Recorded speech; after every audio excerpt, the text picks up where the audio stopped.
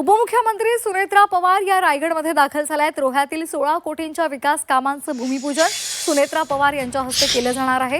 रोहा शहरामध्ये राष्ट्रवादी काँग्रेस पक्षाच्या कार्यकर्त्यांकडून सुनेत्रा पवार यांचं जल्लोषात स्वागत झालं। उपमुख्यमंत्री पदाची शपथ घेतल्यानंतर सुनेत्रा पवार यांचा हा पहिलाच रायगडचा दौरा आहे।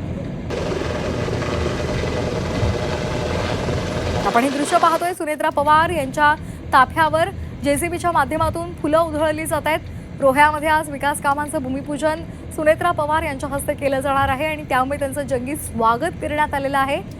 उपमुख्यमंत्री झाल्यानंतरचा त्यांचा हा पहिलाच दौरा आहे।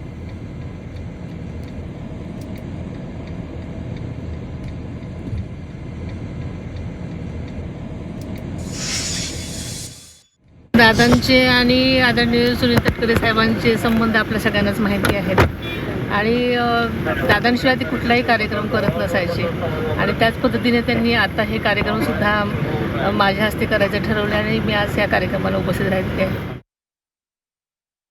आज बहिणींना आम्ही उपमुख्यमंत्री म्हणून बोलवलं आहे। नगरपालिकेच्या हद्दीमध्ये विविध लोकोपयोगी कामं जी मंजूर झाली त्याचं भूमिपूजन बहिणींच्या हस्ते त्या ठिकाणी आहे। स्वाभाविकपणाने पहिल्यांदाच त्या येत आहेत। एकतर दादा गेल्याच्यानंतर येत आहेत, उपमुख्यमंत्री म्हणून येत आहेत।